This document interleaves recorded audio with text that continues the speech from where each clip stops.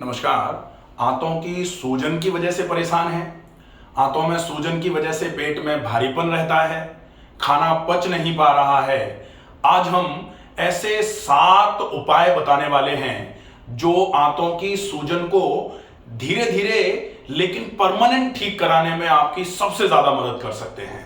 उपाय विशुद्ध प्राकृतिक होंगे जो आप घर में ही आसानी से कर पाएंगे और इस आंतों की सूजन की समस्या की वजह से जितनी भी प्रॉब्लम्स आपको फील हो रही हैं, आपकी नाभि एक जगह पर नहीं टिक पा रही है, आपके पेट में हमेशा भारीपन बना रहता है, पेट भरा भरा लगा रहता है, आंतों की सूजन की वजह से खाने का अवशोषण जो है वो नहीं हो पा रहा है, शरीर में पोषक तत्वों की कमी लगातार होती जा रही है। अगर इन सब समस्याओं का निदान आपको जानना है तो वीडियो को अंत तक देखें और यदि आप चैनल पर नए हैं तो प्लीज इस चैनल को सब्सक्राइब जरूर कर लीजिए।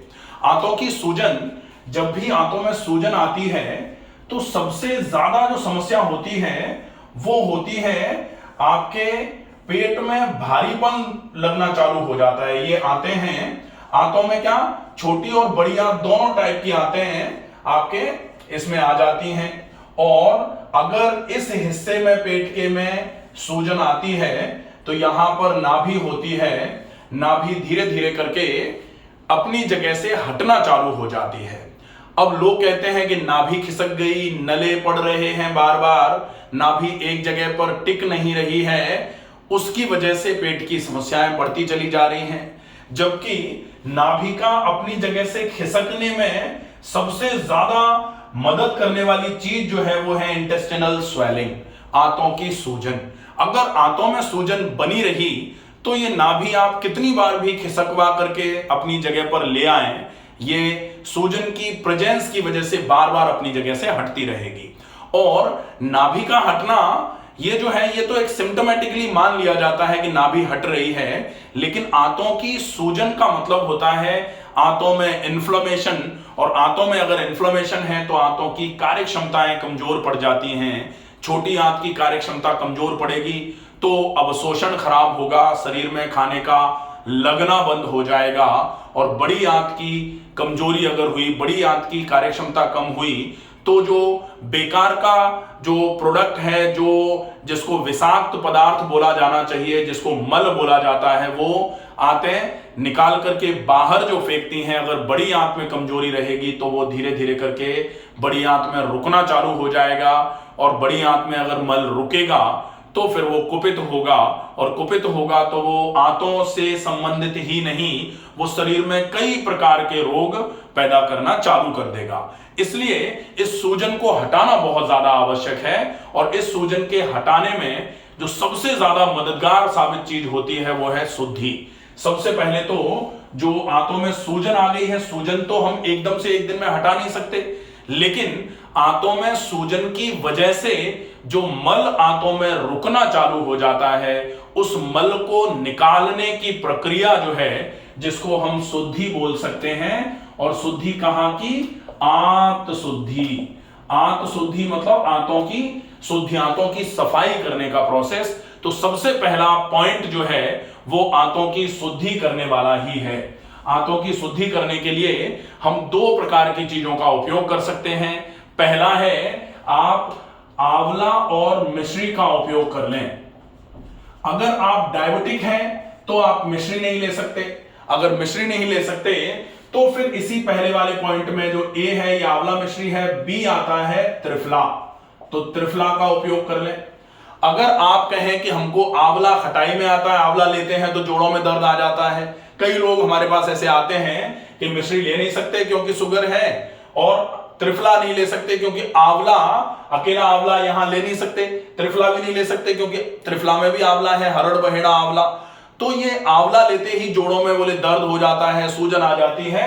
तब फिर सी टाइप जो होता है जिसको हरड़ बोला जाता है, तो आप हरड़ का उपयोग यहां कर सकते हैं। अगर मान लो केवल डायबिटीज है, आंवले से कोई प्रॉब्लम नहीं है, तो आप केवल आंवला या फिर त्रिफला का पाउडर, आंवले का पाउडर आधा चम्मच, त्रिफला का पाउडर आधा चम्मच, इनमें से दोनों में से कोई भी एक चीज। और मान लो आंवले से भी आपको प्रॉब्लम हो रही है तो हरड़ 1/4 चम्मच आप ले लीजिए, 1 गिलास पानी के साथ में सवेरे सवेरे जागते ही पानी पी करके जो 10 मिनट रुक करके फ्रेश होने जाना है।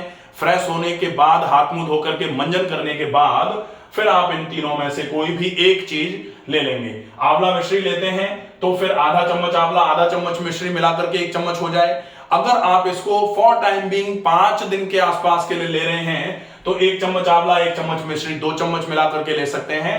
अगर आप डायबिटिक हैं तो आप 1 चम्मच आधे चम्मच की बजाय 1 चम्मच त्रिफला का उपयोग 5 दिन के लिए अगर करना है तो, और हरड़ का पाउडर 1/4 चम्मच की जगह आधा चम्मच कर सकते हैं अगर केवल 5 दिन करना है तो। और अगर आप रेगुलर लेना चाह रहे हैं 15 से 20 दिन 21 दिन का करना चाह रहे हैं तो फिर ये इस क्रम में भी चलेगा। पहला, ये क्यों लेना है?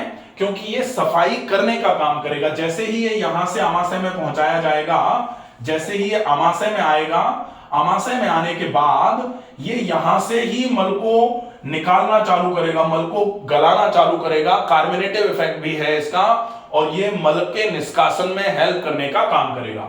फिर ये धीरे धीरे करके आंतों में मल की चाल को बढ़ाने का काम करेगा।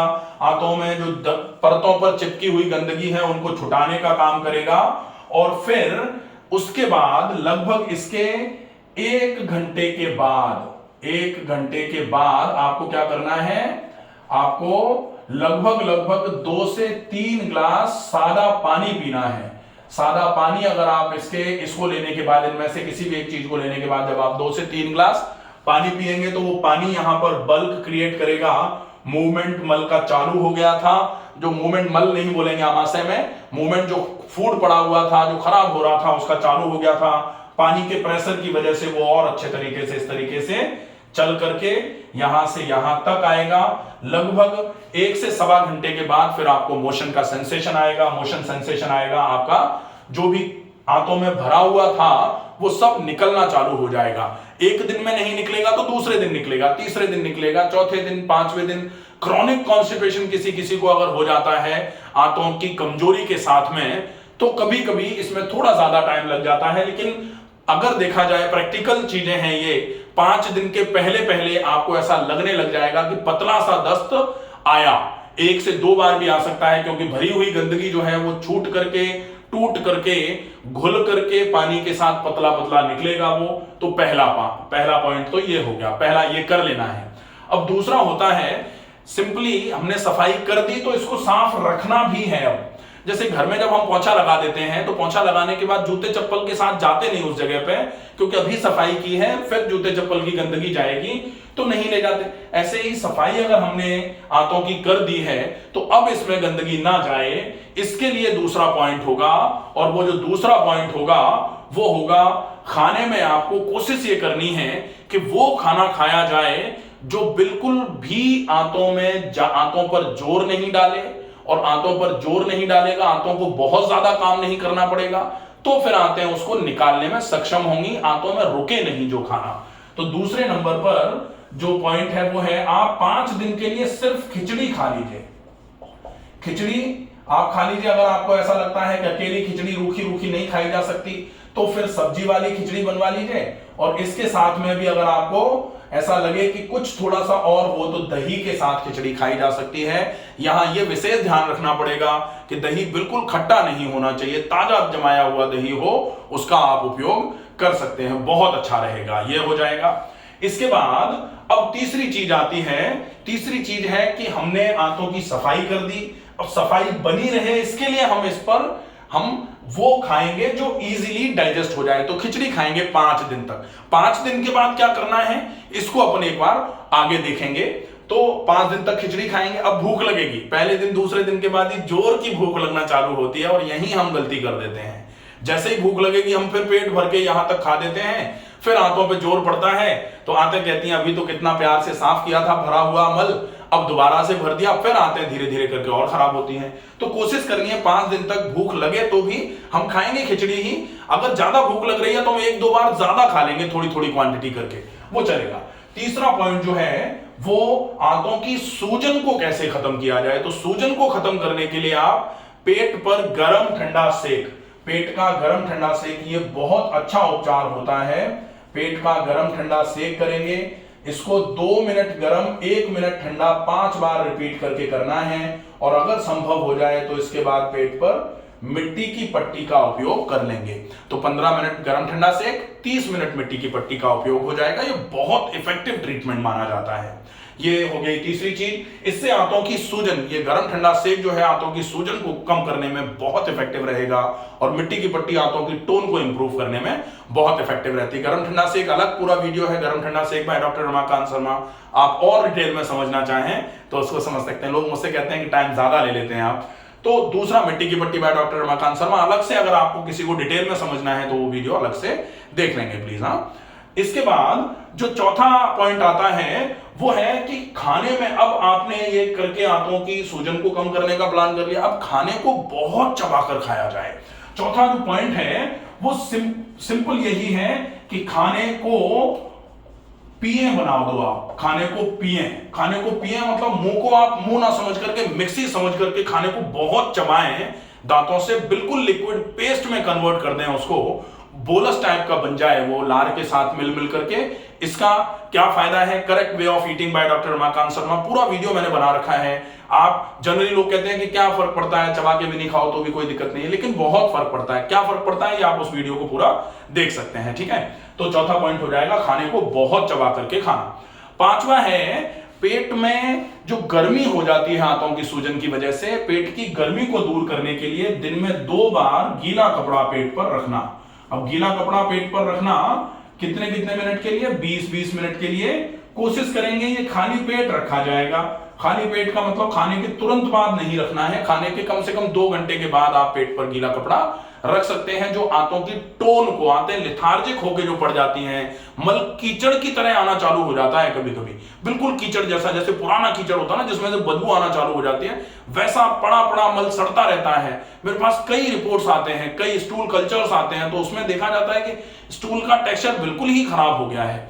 तो ऐसी स्थिति ना हो, इसके लिए आंतों की टोन इंप्रूव्ड होना जरूरी है, और वो करेगा ये गीला कपड़ा दिन में आप जो 2 बार, खाने के 2 घंटे के बाद या फिर खाने के तुरंत पहले आप इसको रख सकते हैं। तुरंत मतलब कम से कम 20 से 25 मिनट पहले, क्योंकि खाने के तुरंत पहले आप अगर पेट को बिल्कुल ठंडा कर दोगे तो डेफिनेटली अग्नि जो है वो कम हो जाएगी, वो पाचन में नुकसान करेगी। तो खाने के तुरंत पहले आप नहीं कर सकते। खाने के तुरंत पहले वो लोग करेंगे जिनको बहुत अम्ल की समस्या होती है, बहुत ज्यादा, जिनको हाइपर एसिडिटी की समस्या है, हाइपर क्लोरहाइड्रिया जिसको बोला जाता है, HCl सीक्रेशन जिनको बहुत ज्यादा होता है, उस केस में तुरंत पहले भी कर सकते हैं, ठीक है। बहुत जल्दी जल्दी में बोलना पड़ रहा है क्योंकि टॉपिक लंबे हैं, ये छोटा ऐसा है नहीं कि पॉइंट टू पॉइंट में बता दूं। चीजें अगर समझनी है थोड़ा लेट तो हो ही जाता है। अब हम देखेंगे पांचवा हो गया ये। अब छठा पॉइंट जो है वो पूरे दिन में कम से कम आप 3 लीटर पानी पिएंगे। 3 लीटर पानी पिएंगे, और 3 लीटर पानी के साथ में आप ये भी ध्यान रखेंगे पानी को खाएं। पानी को खाएं का मतलब पानी को चाय की तरह बिल्कुल सिप कर करके आपको पीना है। चाय की तरह सिप कर करके अगर पानी जल्दी जल्दी में पी लिया, सिप कर करके नहीं पिया, तो डेफिनेटली वो पानी आपको नुकसान करेगा, फायदा नहीं करेगा, नुकसान करेगा। और कहा जाता है भोजनांते विषमवारी, भोजन के अंत में आपको बिल्कुल पानी नहीं पीना है, चाहे आप बिल्कुल धीमी गति से ही क्यों ना पिए, लेकिन भोजन के बाद ना पिए, इसका विशेष ध्यान रखें। अब जो 7वीं और अंतिम बात है वो है व्यायाम। तो व्यायाम में बेसिकली आपको जो ध्यान रखना है वो 2 चीजों का आप ध्यान रख लें। एक तो टहलना और दूसरा डीप ब्रीदिंग। टहलना आपको करना है कम से कम 30 से 40 मिनट, 50 मिनट अगर हो जाए तो सबसे बढ़िया रहे। मिनिमम 30 मिनट है, 50 मिनट तक जितना टाइम आप निकाल पाए उतना कर लीजिए। और डीप ब्रीदिंग का मतलब है लंबी गहरी श्वास भरना, भरी गई श्वास को धीरे धीरे करके छोड़ना। इसको कम से कम 50 बार और संभव हो जाए तो 100 बार करने की कोशिश करें। ये अगर 7 चीजें आप करते हैं, डेफिनेटली आपकी आंतों की सूजन में बहुत अच्छा आराम मिलना चालू हो जाएगा। अगर आपको कोई चीज समझ में नहीं आई है, कोई बात आपको ऐसी लगे जो आपको पूछनी है, आप कमेंट बॉक्स में लिख करके पूछ सकते हैं। स्वस्थ रहिए, सुरक्षित रहिए। धन्यवाद।